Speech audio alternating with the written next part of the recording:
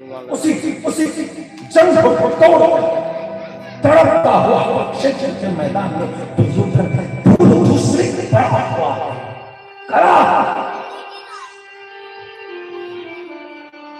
शरीर का रोम रोम अपने कर्म के परिणाम को अश्वत्थामा मित्र तुम्हारे अपमान का बदला मैं तुरंत उपस्थित आचार्यों को लेकर के तिलक लगा लिया। अब अश्वत्थामा अश्वत्थामा कृपाचार्य कृतवर्मा तीनों चल पांडवों के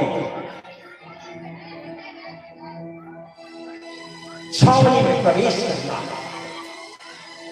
एक जगह एक रात्रि में विश्राम। अश्वत्थामा ने देखा एक उल्लू कई कौवे जिस पेड़ में थे उसमें आक्रमण करता है और रात्रि के अंधकार में उस उल्लू ने सभी कौवों को हरा दिया।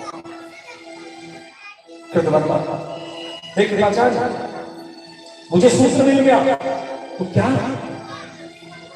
एक निर्बल शत्रु भी सबल शत्रुओं के समय करने पर सबल शत्रुओं के समूह पर विजय प्राप्त कर सकता है। चलिए हम सोते सोते ही उन पांडवों का वध कृपाचार्य का मोह अनुचित। इस जीवन में पुरुषार्थ प्रारब्ध दो मनुष्य के कर्तव्य और परिणाम का निर्धारण करते हैं।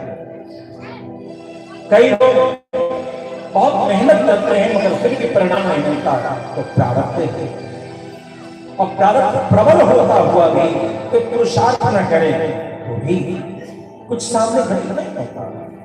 तो सफलता के पीछे पुरुषार्थ और प्रारब्ध दोनों का संयोग होना अत्यंत आवश्यक।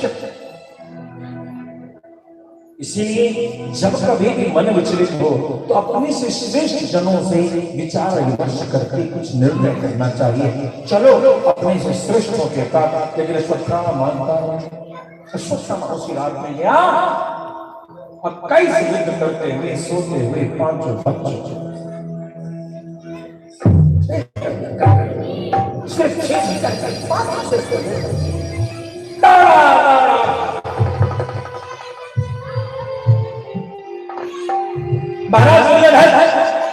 महाराज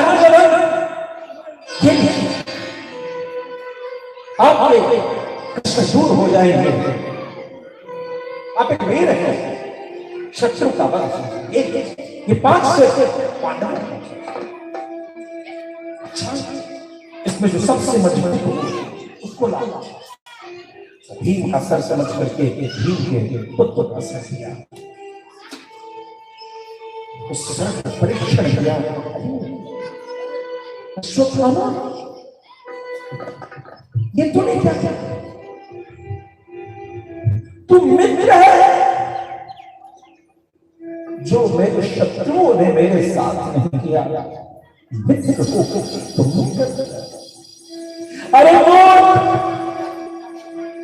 ये पांचों पांडव नहीं है,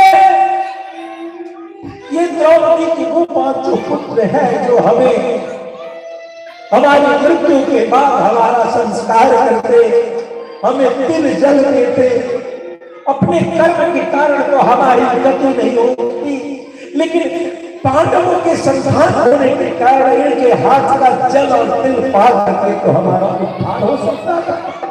लेकिन अब हम उस तिल और जौ की भी प्राप्ति नहीं कर सकते, हम उस तिलों तक की भी प्राप्ति नहीं कर पाएंगे। मित्र तुमने क्या किया? इधर